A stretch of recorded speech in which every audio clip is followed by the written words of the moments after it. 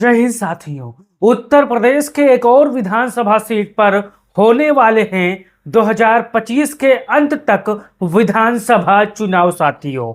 यह है मऊ सदर विधानसभा की मैं बात कर रहा हूं। मऊ सदर से मुख्तार अंसारी हो या फिर उनके बेटे अब्बास अंसारी हो, लगातार विधायक बनते चले आ रहे हैं।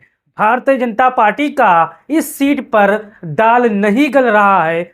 भारतीय जनता पार्टी अब दाल गलाने के लिए तरह तरह के तिकड़म अपनाए जा रहे हैं। आप हमारे पीछे ये तस्वीर देख सकते हैं और पढ़ सकते हैं, अब्बास अंसारी की सीट से अब कौन लड़ेगा उपचुनाव 2025।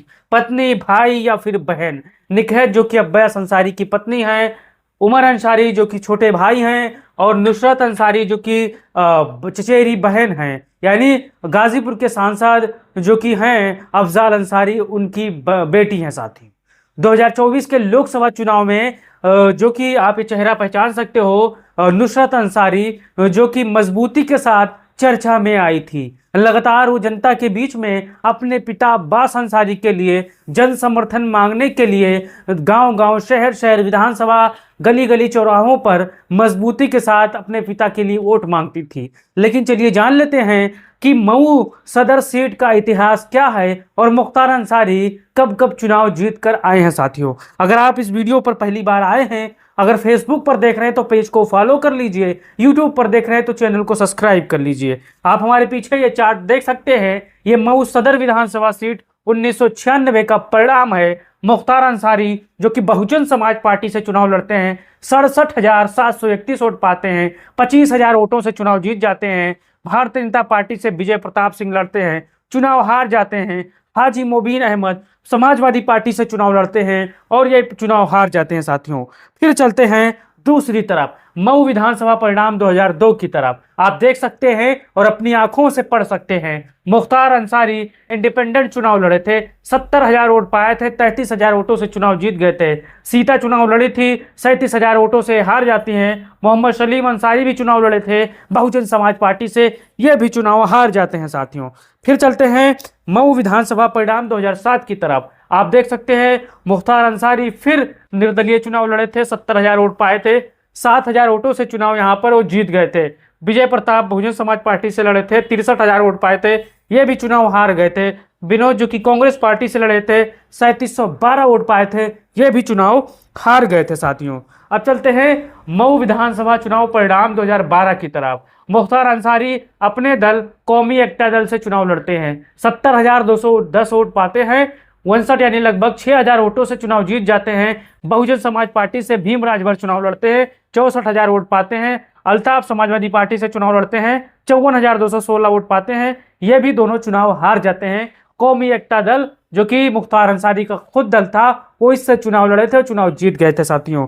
फिर चलते हैं 2017 का विधानसभा चुनाव परिणाम। आप देख सकते हो, मुख्तार अंसारी बहुजन समाज पार्टी से चुनाव लड़ते हैं, 96,793 वोट पाते हैं, 8600 वोटों से चुनाव जीत जाते हैं। महेंद्र राजभर सुहेल देव भारतीय समाज से चुनाव लड़ते हैं पार्टी से, 88,095 वोट पाते हैं, 33% वोट था। अल्ताफ अंसारी समाजवादी पार्टी से चुनाव लड़ते हैं, 72,000 वोट पाते हैं और चुनाव ये हार जाते हैं साथियों।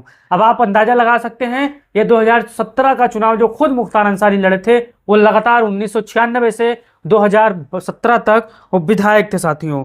आप यहाँ पर देख सकते हैं उनके बेटे अब्बास अंसारी जो कि समाजवादी पार्टी और भारतीय मतलब सुहेल देव यानी राजभर की पार्टी से यहाँ पर गठबंधन था और वो चुनाव लड़ते हैं।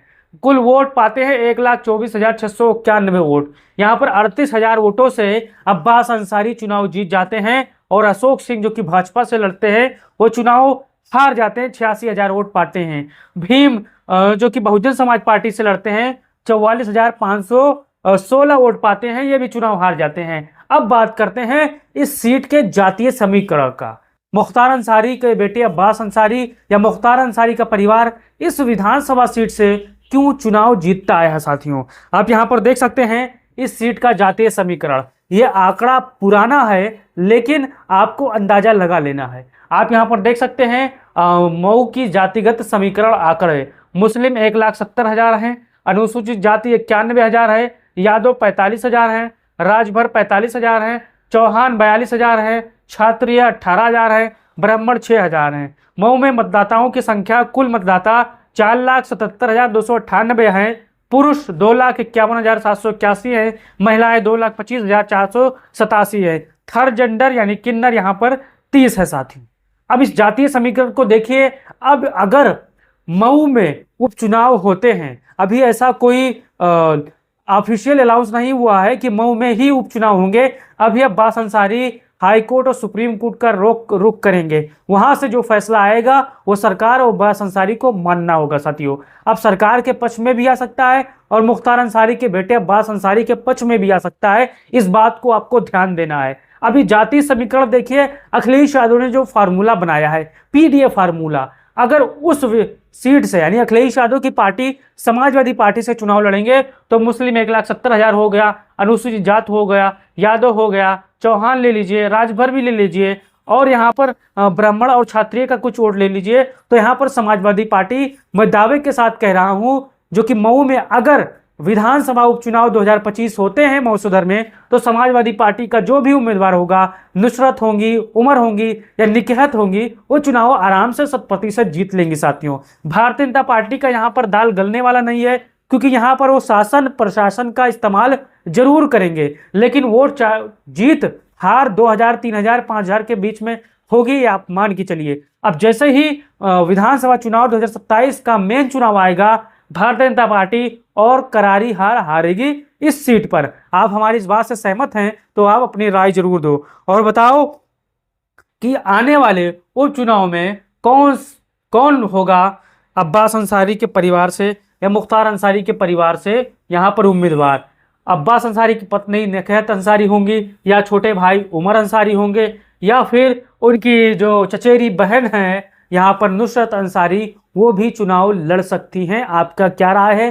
अपना राय दीजिए। अगर आप मऊ के होंगे, गाजीपुर के होंगे, या फिर उत्तर प्रदेश के आजमगढ़ के होंगे, या किसी भी प्रदेश से होंगे, तो आप अपना राय जरूर दो और बताओ कि यहाँ पर कौन सा उम्मीदवार बेहतर रहेगा। क्या बहुजन समाज पार्टी से भी यहाँ पर दावेदार होंगे या राजभर समाज पार्टी से होंगे दावेदार? आपका क्या राय है? क्योंकि भारतीय जनता पार्टी अब राजभर को यहाँ पर उतरवाने का काम नहीं करेगी, क्योंकि यहाँ पर सारा समीकरण, सारा खेल राजभर समाज, राजभर की पार्टी जो है उसके साथ और यहाँ पर भारतीय जनता पार्टी के साथ हुआ है, आप सभी जानते हो। अब आपको अपना राय देना है और इस वीडियो को तमाम साथियों और भाइयों बहनों तक पहुंचाना है, ताकि उनका ओपिनियन, उनका राय मिल सके। तो हो सके तो आपको चैनल को सब्सक्राइब कर लेना है। जय हिंद, जय भारत, जय समाजवाद।